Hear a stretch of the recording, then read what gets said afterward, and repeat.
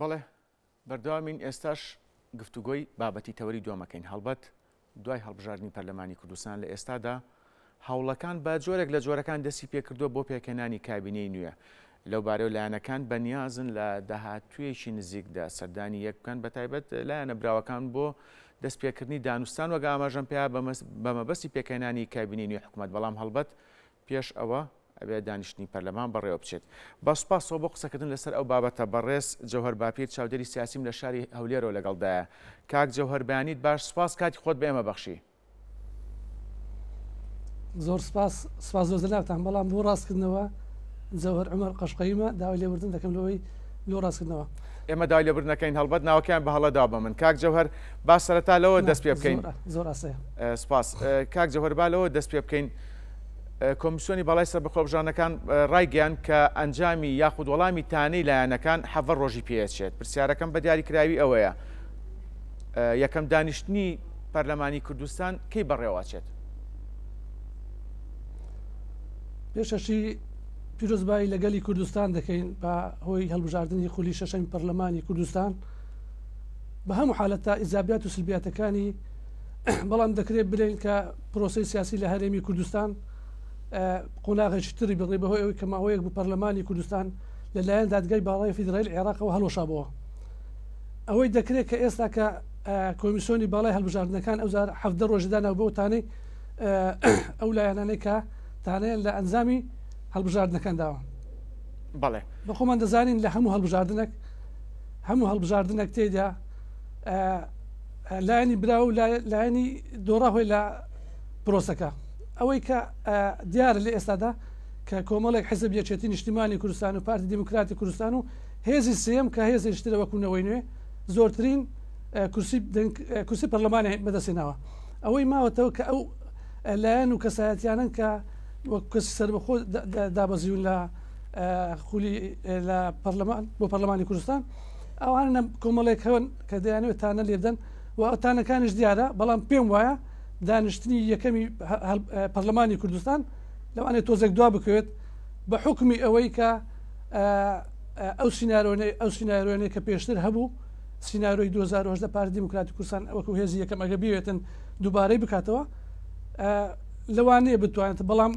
حەزمی کورسەکانی پارتی پێم وانێ بەو شێوازە بێتن کە بتوانێتن دووبارە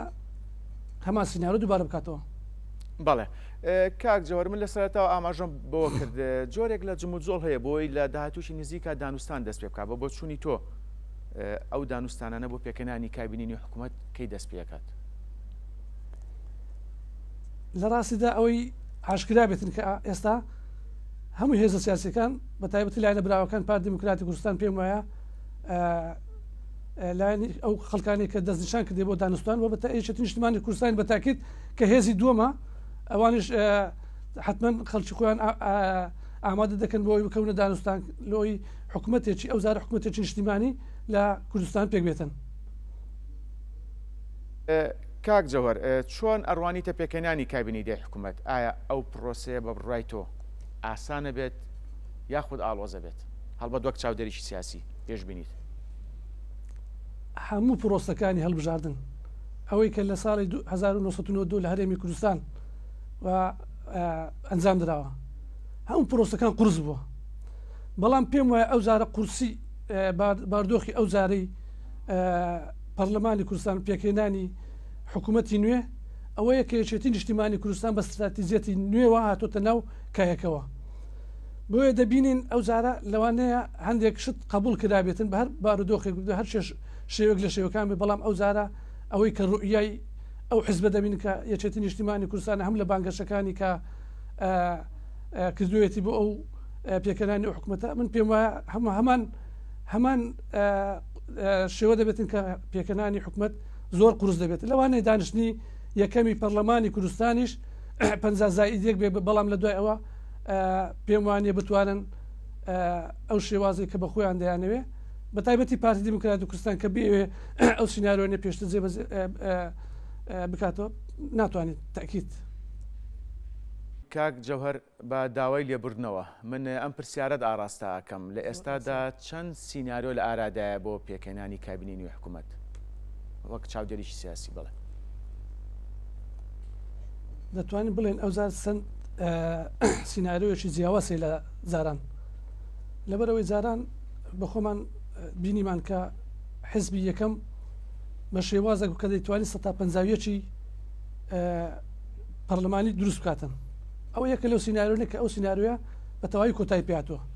سینناریۆی دووەم ئەوەیە کە هێزی دووەم دەوێت ئەو دەسەڵاتانێک کە جاران لە هەرێمی کوردستان قۆڕق کرابوو مۆنۆپۆل کرابوو لەلایەن حزبەکەوە ئەو سینناریۆش کۆتایی پێبێنێتن لەوەی تەنها لایەنەکە نەستێ بە دابشکردنی پۆستەکان یاخود بەشداری پێکردنی ئەحزابە سیاسەکانی تری کوردستان یاخود پێکاتەکان ئەو سینناریۆی زۆر بەهێزەکە پێکاتی حکوومەتی ئەوجارە ئەگەر بە زووی پێک بێتن کە تەسەور دەکەم هەمان سینناریۆیەکانی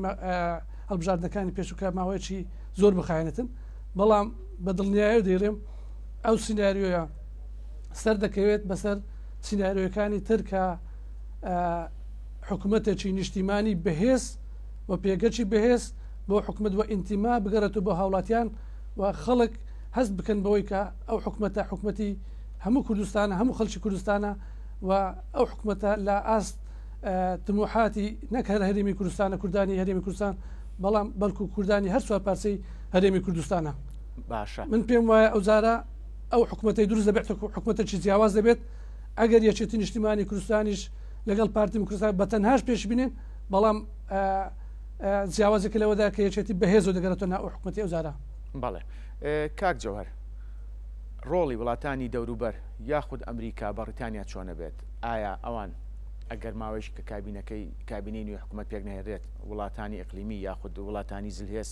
فشارەکەنە سەر لایەنە براوەکان یاخود لایەنە سەرچەکان بۆی کابینی نوێ حکوومەت پێک بێنن بەخۆی هەرێمی کوردستان لەژێر چاودێرێکی قورسدایە و لەژێر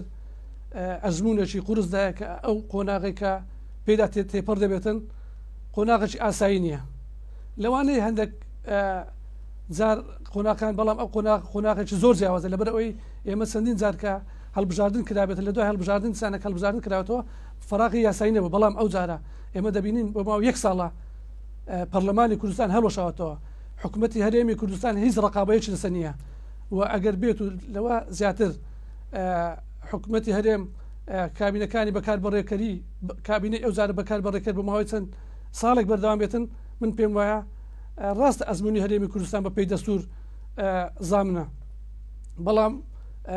وڵاتانی دەوروبەریش وڵاتانی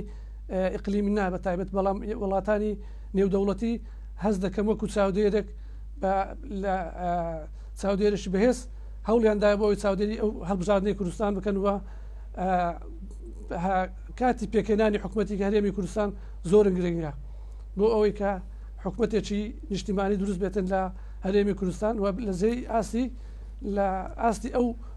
قوربانیدانی خەڵکی هەرێمی کوردستان بێتن بەڵێ کاک جەوهەر ببوورە من لەبەر کەمی کات دوا پرسیارت ئاڕاستاکەم ئەگەر بە کورتی وەڵام بیتەوە پێت وایە لایەنە سیاسیەکان لایەنە براوەکان سازش بۆ یەکتری بکەن بە مەبەستی پێکەێنانی کابینەی نوێی حکوومەت لە وادەیەکی دیاری کراودا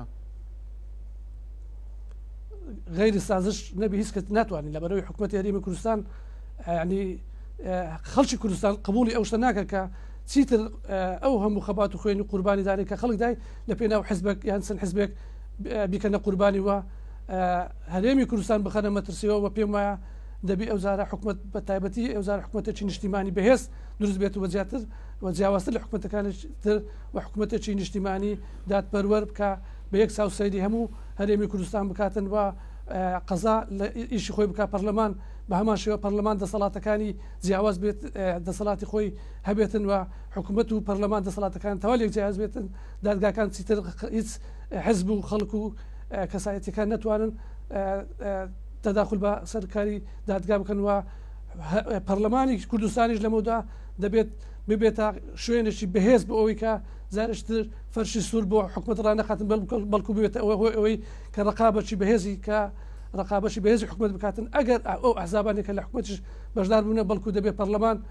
زۆر بەهێز لە زاران و ببێتە جێگای متمانە و ئەو متمانی کە خەڵک لەو هەڵبژاردنە بە پەرلەمانی کوردستانی دایەوە ئەو لە ئاست ئەو متمانە دابێتن پەرلەمانی کوردستان نابی زارشتر بچێتە ژێرباری ئەوەی کە فەرشی سۆر بۆ حکومت ڕابخاتن بەڵکو دەبێت ببێتە ڕقابەیەک لە پێناو ژیانی هاوڵاتیان و ژیانی هەموو هەرێمی کوردستان. کاک جەوهەر سپاس ڕاستەخۆ لەو لێرە لەگەڵ مابوون سەرکەوتوو بن.